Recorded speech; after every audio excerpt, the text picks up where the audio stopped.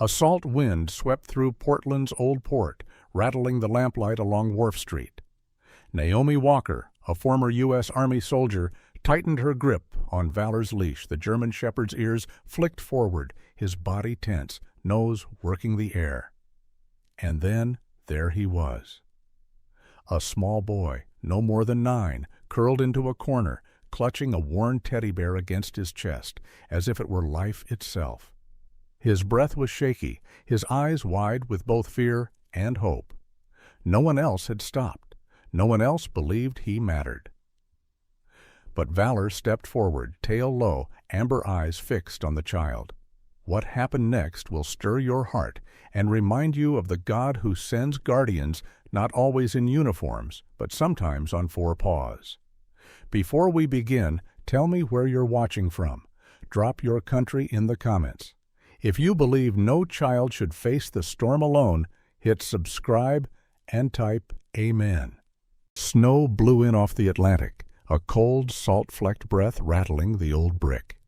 Wharf Street ran like a damp vein between stone warehouses and iron rings sunk into granite, the kind of place where night gathered in tidy folds and fishermen's ghosts were said to lean in doorways.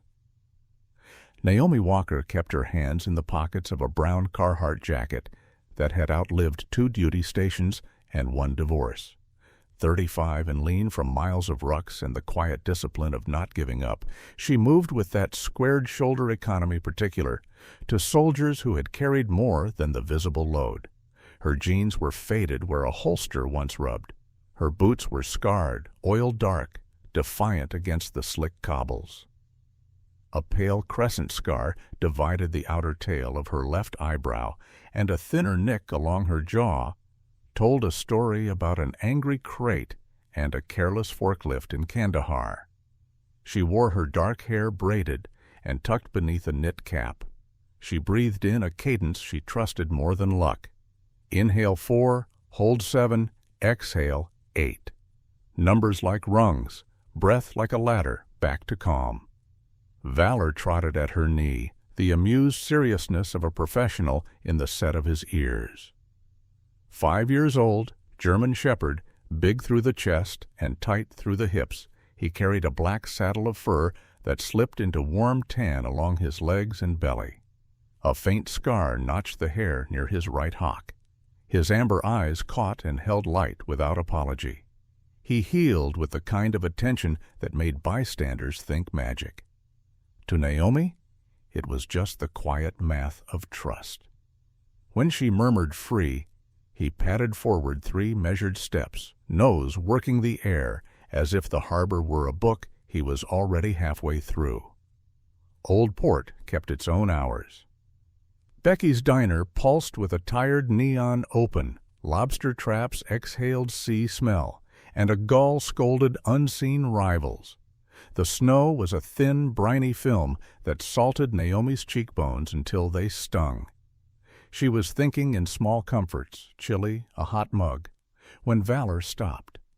Not a freeze born of fear, but a purposeful stillness, tail leveled, head canted, a soft vowel of sound in his throat. Naomi's hand found his collar before her mind supplied the word alert. The body learns first, language chases after. There, tucked where a brick stairwell made a pocket of darkness, sat a boy holding a stuffed bear as if it were a lifeline. 9, maybe, but built for some day tall. The wrists and ankles had outrun his sleeves. He wore a coat not meant for this kind of night, sneakers damp, cap pushed crooked. His hair was brown like wet rope, freckles dusted the bridge of his nose, eyes storm bay gray with a ring of blue.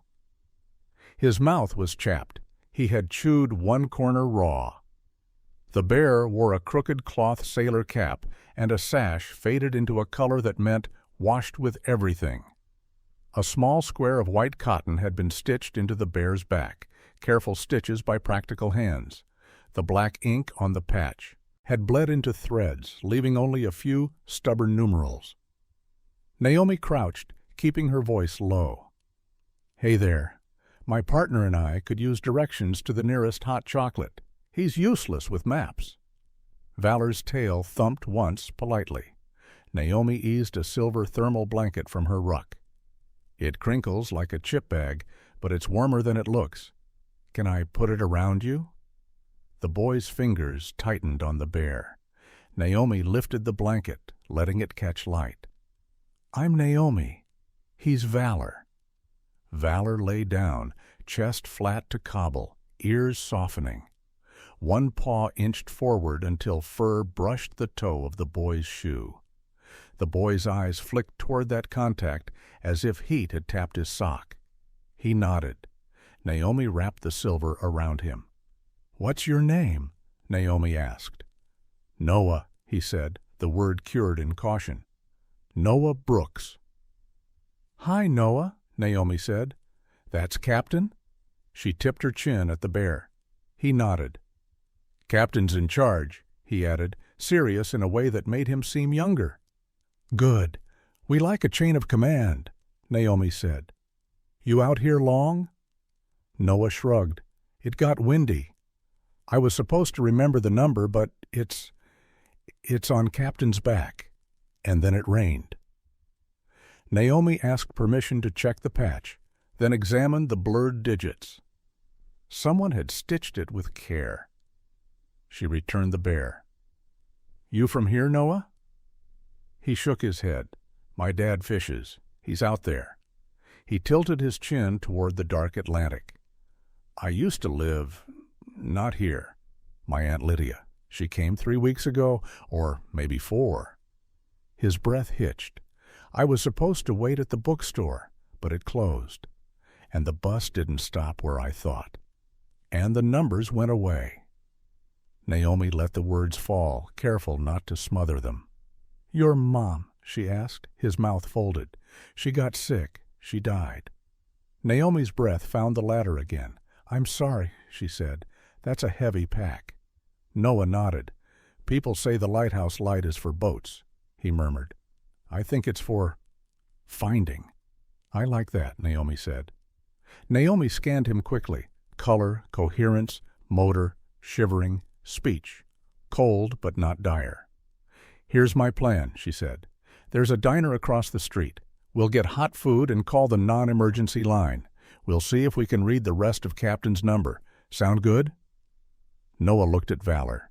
The shepherd thumped his tail once, decisive. "Okay," Noah said. "But can he walk next to me? I like the sound he makes." "I think Valor can be convinced," Naomi said. She rose, offered her elbow. Noah slid his arm through, Captain wedged between them. Valor positioned slightly outboard, matching their pace as they crossed. Becky's diner smelled of coffee and fried dough. The door jingled. Warmth hit. A woman behind the counter, 50s, compact, a blonde bun turning gray, looked up. "Seat yourselves, hun," she called. She glanced at Valor's harness and nodded with respect. Naomi steered them to a booth, kept her body between Noah and the draft. "Hot chocolate?" she asked. Noah nodded. "And chili," Naomi said. Valor folded under the table, exhaling a sigh. Naomi pulled her phone, thumb hovering over the non-emergency line. "I'm going to tell them we found you and you're safe with me," she said. Noah nodded. "Can I say my aunt's name again so you don't forget? Lydia Brooks. She has a small house near—" He frowned. "The place with the big grass and the water." "Eastern Promenade," Naomi supplied. He brightened. "Yes." Naomi pressed the call icon. She spoke calmly to the dispatcher. Lost child, safe, warm, partial phone number, likely Munjoy Hill. The waitress set cocoa down, whipped cream piled high. Noah lifted it with both hands. Color returned to his cheeks, his foot pressed against Valor's flank. Naomi watched the signs, speech coherent, shivers easing. Her breath was quiet again. She looked at Noah. "We're here until someone who knows your name comes. Between now and then, we are going to engage in the military science of grilled cheese." Noah smiled into the steam, a shy curve that looked like a promise learning how to stand. Outside, the salt wind rattled neon. Inside, a soldier, a boy, and a shepherd sat with warmth, waiting for the next step. If lighthouses were for finding, Naomi thought, maybe tonight the beam had found them first. The diner lights glowed warm against the dark windows, a beacon in the cold. Naomi Walker sat across from Noah, who was half hidden behind a mug of hot chocolate, so full of whipped cream it looked like a snowdrift. Valor stretched beneath the table, his body pressed lightly against the boy's boots, his ears twitching at every clink of cutlery. Naomi kept her jacket zipped, but her gloves tucked in her lap. She had learned in the army that warmth could be rationed, just like trust. She studied Noah without staring. The boy hunched in the booth, his small shoulders nearly swallowed by the thermal blanket. He clutched the teddy bear so tightly the seams seemed to groan. Captain sat on the table now, propped against the sugar dispenser, its sailor cap askew.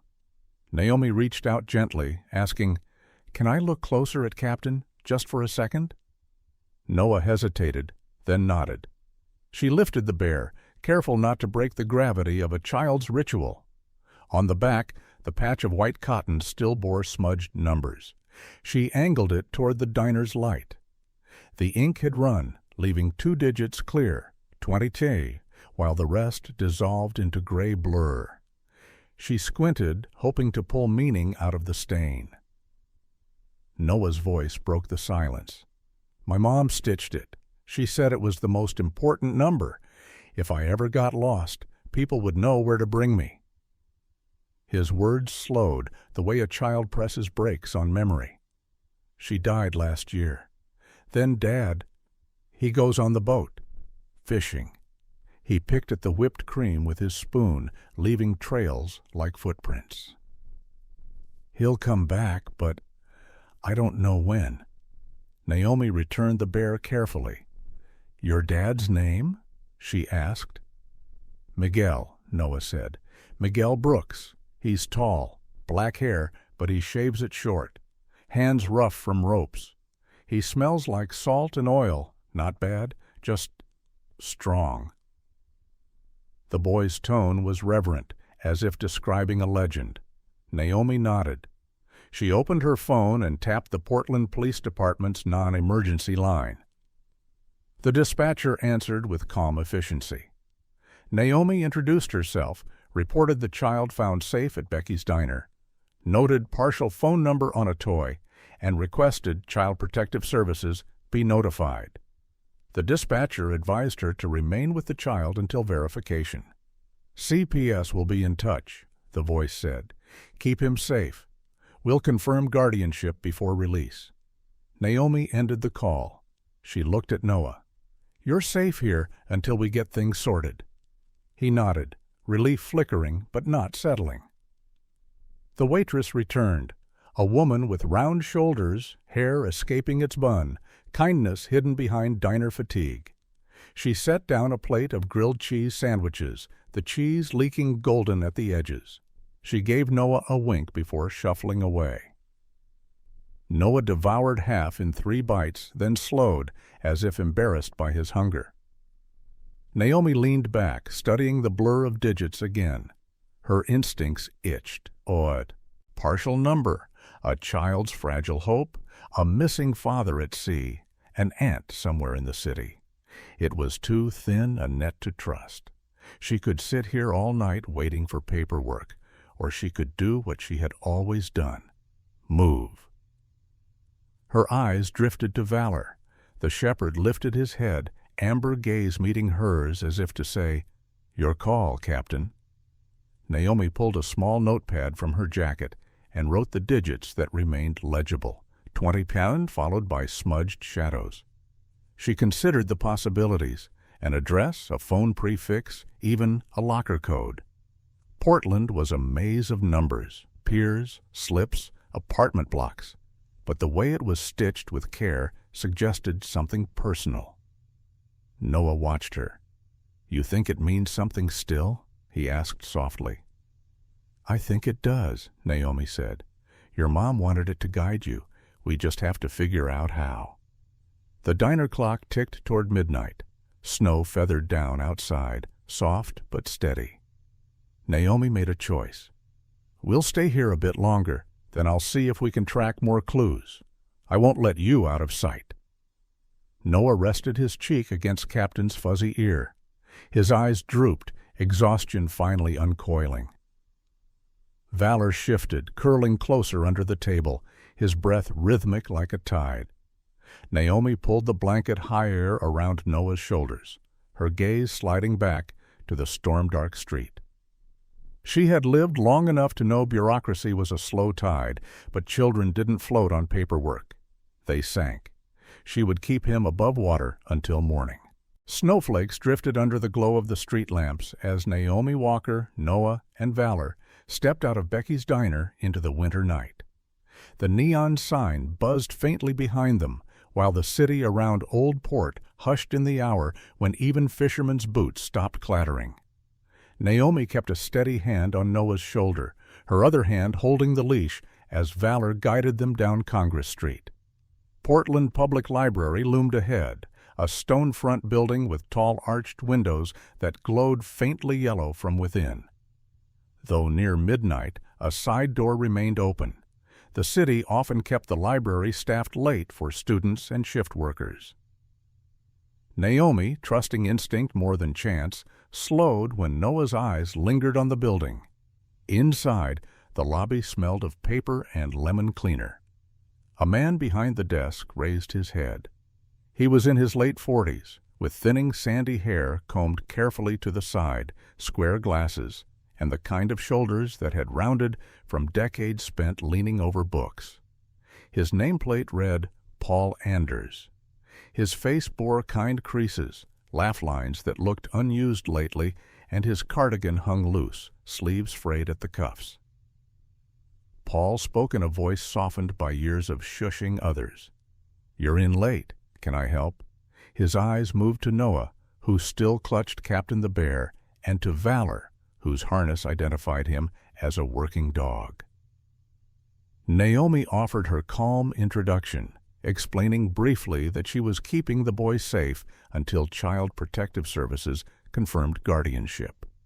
She asked, almost as an aside, "Do you know the name Lydia Brooks? Lives nearby, perhaps visits often?" Paul leaned back, his memory searching shelves of the mind. "Yes, Lydia Brooks comes in twice a week. She borrows stacks about maritime history, especially lighthouses. Always asks for the old maps. She usually brings a boy along, small, quiet. I thought he was her nephew."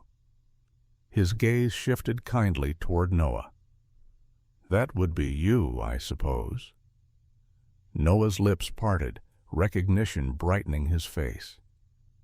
"That's my Aunt Lydia. She likes lighthouses. She says they're like promises made of light." Naomi felt the edges of certainty tighten into place. "Do you know where she lives?" she asked. Paul shook his head. "She never gave an address, just mentioned she was caring for her late sister's son. She seemed dedicated. You can tell when someone means what they say." As Naomi processed this, Valor moved suddenly toward the glass doors. His tail stiffened, nose working the air. Naomi followed, scanning the snowy street. On a wooden bench just outside the library's entrance lay a small knitted glove, damp with melting flakes. She stepped closer. The glove was child-sized, pale blue with a loose thread unraveling at the cuff. Noah gasped softly. "That's Aunt Lydia's. She gave them to me last week, but she had a matching pair. She dropped one once, then laughed and tucked it into her coat. Pocket." Naomi turned the glove over in her palm. Its warmth was gone, but it still carried the faint scent of lavender soap. She handed it carefully to Noah. His eyes welled, hope breaking through fatigue. She was here. She was close. Paul, the librarian, came to the doorway, squinting at the snow.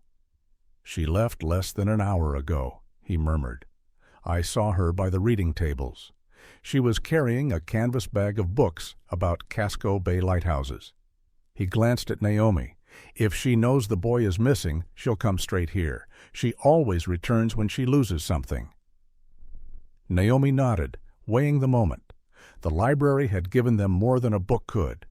Proof Lydia existed, that she was indeed the aunt, and that she had cared enough to speak of the boy with affection. But Naomi's training insisted on procedure. "Thank you, Paul. You've been very helpful," she said.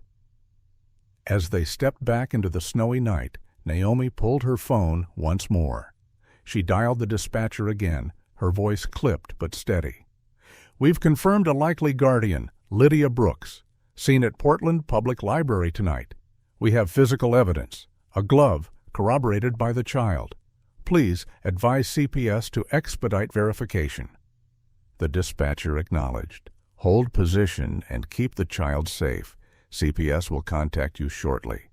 Do not release him until official confirmation." Naomi pocketed the phone.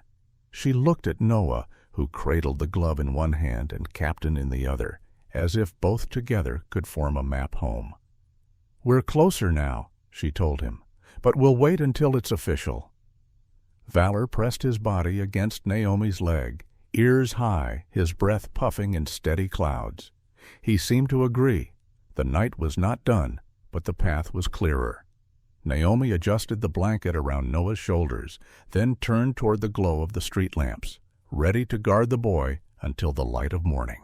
The climb up Munjoy Hill was steep, the wind pouring through the narrow streets like a restless tide. Naomi Walker kept her arm firm around Noah's shoulders, Valor pacing on the outer edge of the sidewalk like a seasoned guard. The hill was a patchwork of working-class houses, clapboard walls weathered by salt air, porches strung with dim holiday lights, and shutters that rattled under each gust.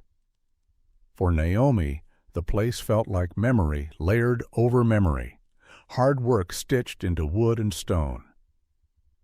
Noah's breath came in small puffs, visible against the dark. He still clutched Captain, the bear now tucked beneath the blanket Naomi had given him. His eyes lifted toward the houses with cautious hope, searching for one face, one familiar doorway. Valor's ears flicked constantly, attuned to sounds hidden under the storm's roar. An alley cat scuttling, a car engine idling, the clank of a loose gutter. Near the corner of Congress and Wilson, a narrow convenience store remained open. Its bright interior hummed against the night. Naomi guided Noah inside, shaking snow from her jacket. Behind the counter stood a man in his late 50s, lean but sturdy, with a salt and pepper beard cropped close, deep lines carved around his mouth from years of both laughter and disappointment. His name tag read E. Delgado. He had dark eyes sharp with the suspicion of someone who had learned too many times that strangers often brought trouble, yet his voice carried an undercurrent of warmth when he greeted them. Naomi explained briefly, lost boy, trying to confirm the address of Lydia Brooks near Eastern Promenade. Delgado leaned on the counter, fingers drumming on the laminate. "Yeah, I know Lydia," he said at last. "Quiet woman, tall, dark hair, always in a braid down her back. Carries library books more than groceries. She walks the boy sometimes along the promenade. Lives 3 streets down from the water. She's good people." He gave Noah a nod, his rough exterior softening. "Looks like you belong to her, kid." Noah's face lit with recognition, and his grip on Captain tightened. Naomi thanked Delgado, slipping a bill across the counter for hot chocolate packets and crackers. Delgado pushed it back. "On the house.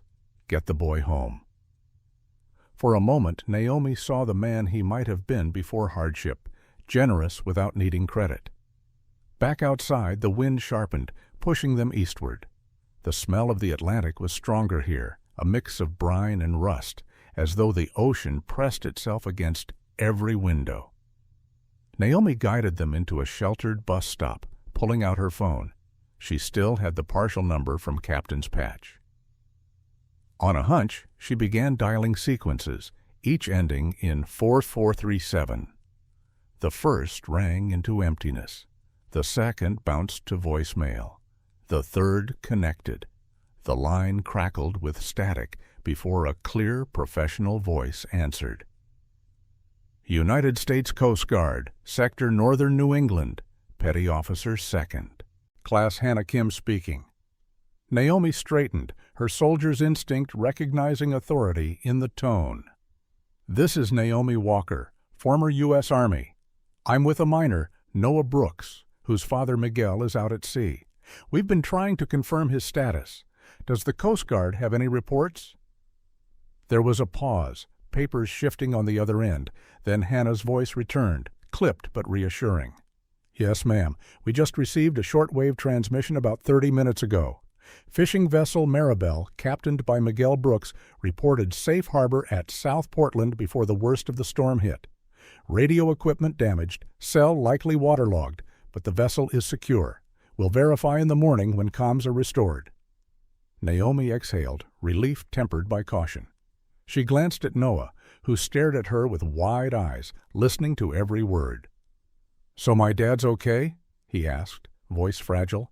Naomi softened. He's safe, Noah. His boat made it in before the storm. Hannah's voice warmed slightly, shifting from duty to empathy. Tell the boy his father sounded steady over the radio. Crew accounted for, no injuries. They just need daylight and dry equipment. She hesitated, then added, We'll update local authorities at sunrise. Until then, keep him safe, and thank you for stepping up. Naomi thanked her and ended the call. The bus stop shelter creaked under the weight of wind, but inside, Noah was trembling for the first time, not from fear, but from the sudden release of it. He hugged Captain fiercely, eyes squeezed shut, whispering, He's okay. He's okay. Valor leaned in, pressing his head against the boy's knee, anchoring him with silent certainty. Naomi let the moment linger. She knew too well the difference between danger delayed and danger gone, but for Noah, this was the lifeline he needed. The news of Miguel's safety stitched a tear in the boy's heart, at least for tonight. When they stepped back onto the street, Munjoy Hill howled around them, but Naomi no longer felt the climb was against her. Ahead, the faint outline of Eastern Promenade waited, and somewhere among its streets, Lydia Brooks kept her lamps burning. The night wind carried the scent of brine and diesel as Naomi guided Noah and Valor down toward the waterfront. Her phone buzzed once more. On the other end, Petty Officer 2nd Class. Hannah Kim's voice cut through the static. Ma'am, the safest option is to bring the boy here. Portland Coast Guard Station can keep him overnight until CPS finalizes things in the morning. We'll have heat, beds, and watchstanders on duty. Naomi agreed without hesitation.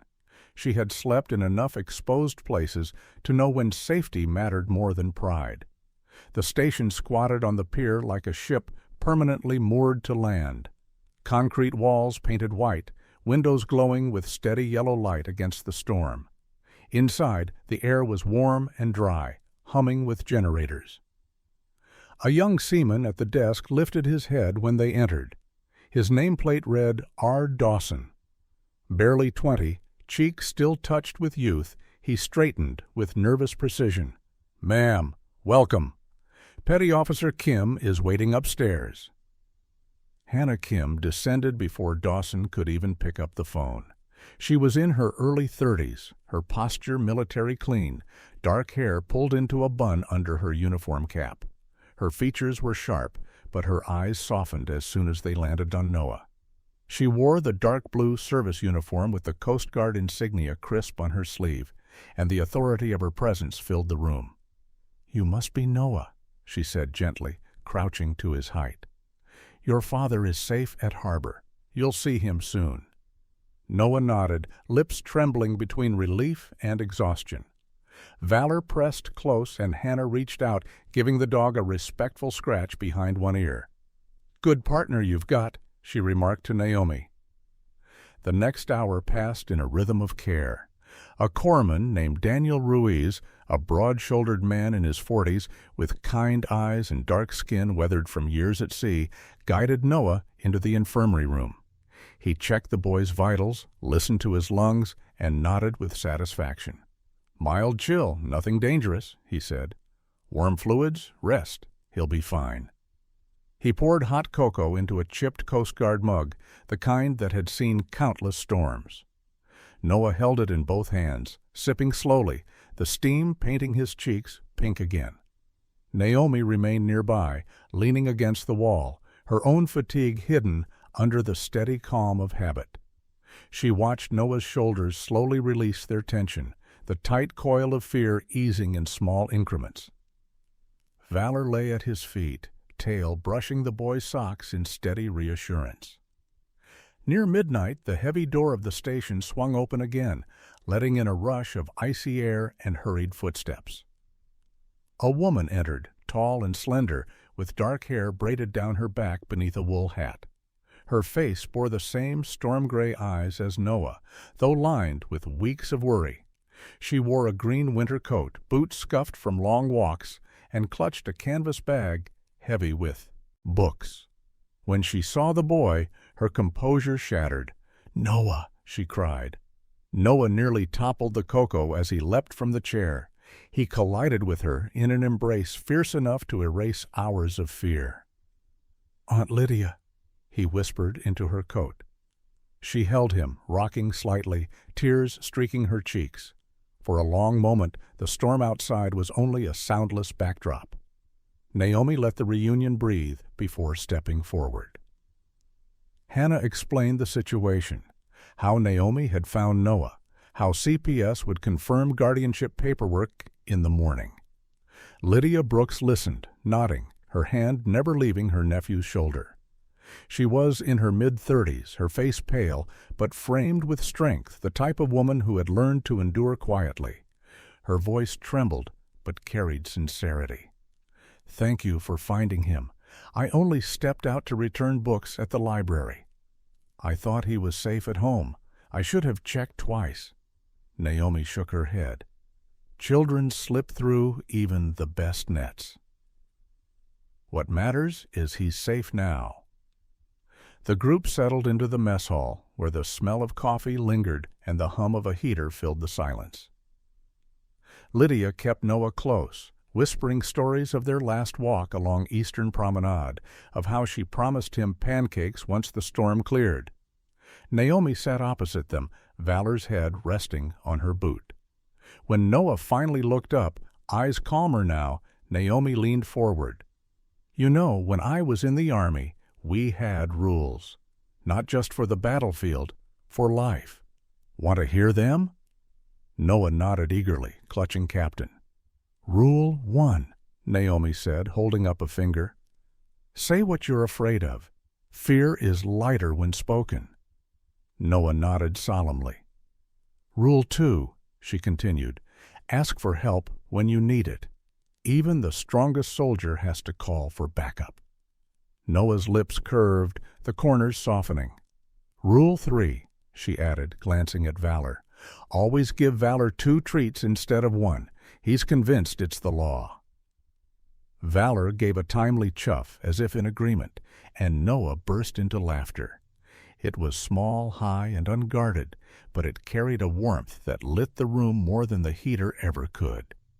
Lydia smiled through tears, clutching her nephew tighter, while Hannah shook her head with a grin. The storm outside battered the station walls, but inside, warmth held. For the first time in a long while, Noah's face was not drawn tight with worry, but open with the simple relief of being seen, held, and safe. The storm had softened by morning, the harbor wrapped in a pale mist that blurred water and sky into one sheet of silver. The gulls cried overhead, circling with renewed hunger, and the docks creaked, as though waking from a long, uneasy dream. Naomi Walker stood at the edge of the Coast Guard pier with Noah and Lydia at her side. Valor sat alert but calm, his breath steaming in the chill. The boy clutched Captain the teddy bear close, his eyes fixed on the horizon where fishing vessels edged slowly into port. The Maribel appeared through the haze, its hull a tired blue, its rails encrusted with salt. A handful of fishermen moved about the deck, but Noah's eyes found one figure immediately. Miguel Brooks stood near the bow, broad-shouldered, his heavy jacket patched with tar stains, dark hair cropped short and damp with spray. His skin carried the deep bronze of long days at sea, and his beard shadowed his jaw in uneven stubble. Years of squinting into wind had etched crow's feet around his eyes, yet when he spotted the boy on shore, those eyes widened, alive with relief. The vessel moored with a screech of rope and metal. Miguel vaulted down the gangplank, boots striking the dock. He dropped to one knee before his son. "Noah!" His voice cracked, rough from salt air, but rich with joy. Noah hurled himself forward, captain squashed between them as he collided into his father's arms. Miguel crushed the boy against his chest, his large, calloused hands trembling as though he were afraid to let go. "I thought," Noah began, but Miguel pressed his forehead to the boy's, cutting him off gently. "I'm here, Hijo. I'm here. I'll never lose you again."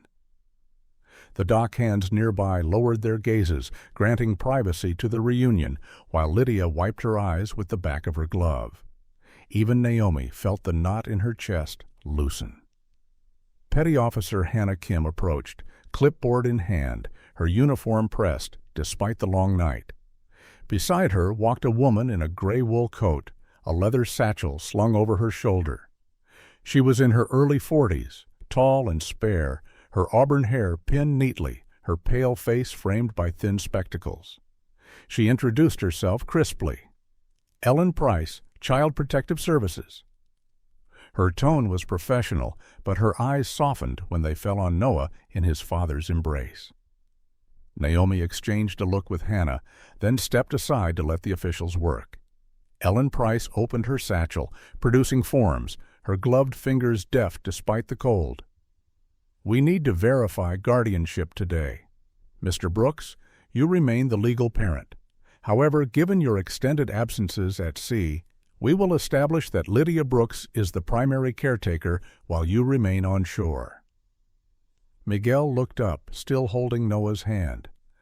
"I'll stay on land. The storms grow worse each season, and I've seen enough of the ocean's teeth. My son needs me more than the nets do."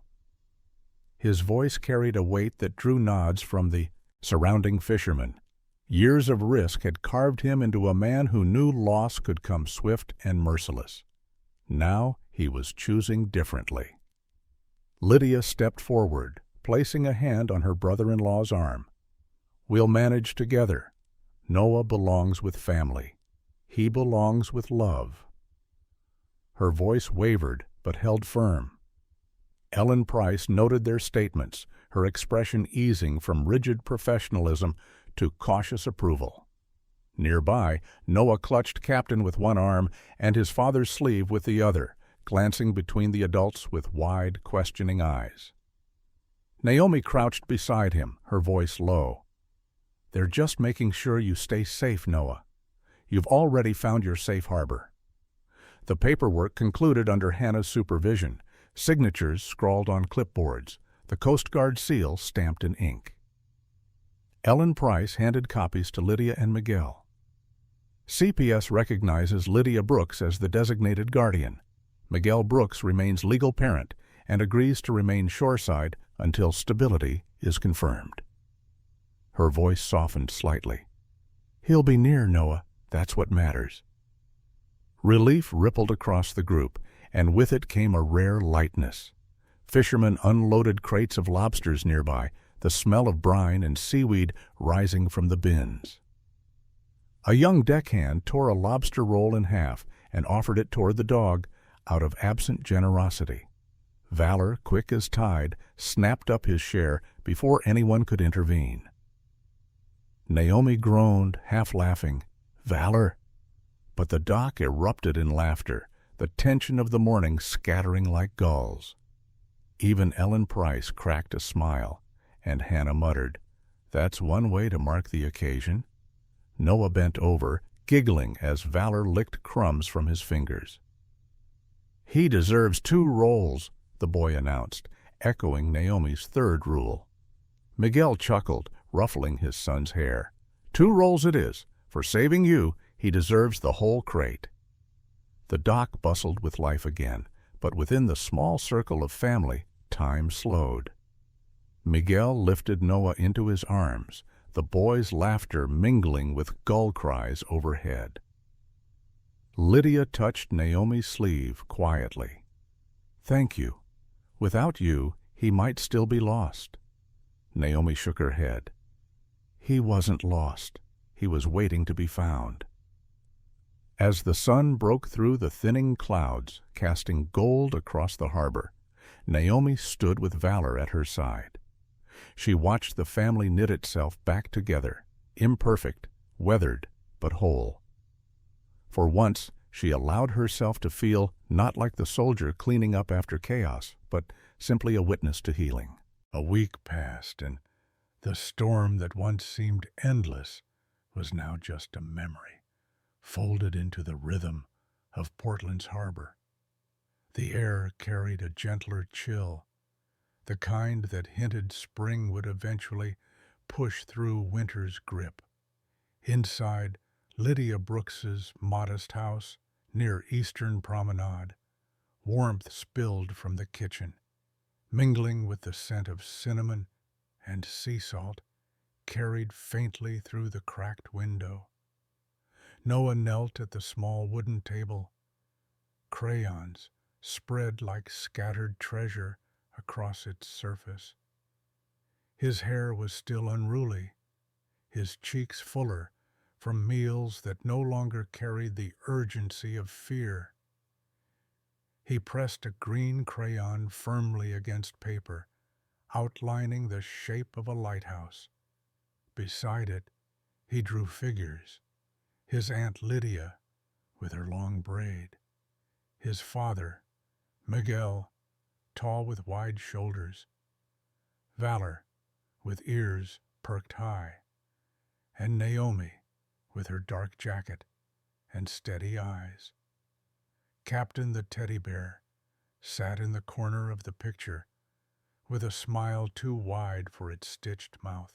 Noah's small fingers smudged blue across the page for ocean and yellow rays for the lighthouse beam. When he finished, he climbed onto a chair and carefully taped the drawing onto the refrigerator door. "Now it can watch over us," he said softly, satisfaction glowing in his eyes. Naomi stood nearby, leaning against the counter. She had been stopping by the Brooks home each evening after long walks with Valor, not because duty demanded it, but because her own heart did. Watching Noah's resilience unfold was like watching spring crocus break through frost fragile, yet stubborn in its promise. She had not expected this boy, nor his family, to reach so deeply into her own guarded places. Her phone rested heavy in her pocket, the weight of a decision she had carried for too long. For years, she had kept silence with her own mother, their relationship fractured after arguments during Naomi's deployments. Words had grown sharp, then scarce, then absent altogether. The events of the last week had shifted something inside her. She excused herself quietly, stepping onto the porch where the sea breeze carried the faint cry of gulls. With trembling fingers, she dialed. The phone rang, then a voice, older, softer, but familiar, answered. "Naomi?" The sound cracked open years she had locked away. "Hi, Mom," she whispered, her throat tight. "It's been too long. I want to come home for a visit." Silence held for a heartbeat, then her mother's voice broke with relief. I've been waiting for that call. Naomi closed her eyes, tears stinging as Valor nudged her leg, sensing the weight of the moment. For the first time in years, Naomi allowed herself to feel like a daughter again. Back inside, Lydia was preparing tea. She moved with practiced grace, her braid brushing her back, her face calmer than the frantic night at the rescue station. Miguel sat at the table, a man now learning the unfamiliar rhythm of staying on shore. His calloused hands cleaned fishing gear more out of habit than necessity. He had traded storm winds for the quieter challenge of rebuilding presence in his son's life. His dark eyes softened each time they landed on Noah, as if reminding himself the boy was real and safe. The knock at the door was light but firm. Lydia opened it to reveal Petty Officer Hannah Kim, dressed not in uniform, but in jeans and a navy sweater, her hair loose around her shoulders. She carried a small parcel wrapped in brown paper. "Permission to come aboard?" she joked, lightly. Her presence brought laughter that felt unforced. Noah bounded forward. "Hannah!" He still clutched Captain, now patched carefully by Lydia's hands. Hannah crouched and handed him the parcel. Inside lay a certificate Naomi had drawn in bold black ink, Junior K-9 Assistant, awarded to Noah Brooks. Below was a sketch of Valor, ears erect, chest proud, eyes keen. A gold star sticker gleamed in the corner. Hannah smiled. "Your friend Naomi made this." But Valor had to approve it first. Noah's grin widened as he held the paper like a medal. "Does this mean I'm really part of the team?" Naomi stepped forward, solemn as any drill sergeant. "It means you follow the 3 rules and look out for Valor, and in return, he'll always look out for you." Noah nodded with fierce seriousness. As if on cue, Valor sat upright, then lowered his head with mock solemnity, his amber eyes steady on the boy. For one long second, the room held its breath in ceremonial silence. Then Valor sneezed explosively, sending a ripple of laughter through the kitchen. Noah doubled over in giggles. Miguel roared. Lydia covered her mouth. And even Hannah laughed until her shoulders shook. Naomi shook her head, smiling. Ceremony concluded. Later, as evening deepened, they gathered near the window, where the faint glow of Portland headlight blinked in the distance. Noah leaned against his father, Captain in his lap, the certificate still clutched in his hand. "The lighthouse is like our picture," he said softly. "It tells us where home is." Lydia kissed his hair. "That's right, sweetheart. It shows us the way back, no matter how dark Naomi felt. The truth of his words sank into her own bones. She had come to Portland as a wanderer of sorts, carrying scars and silences.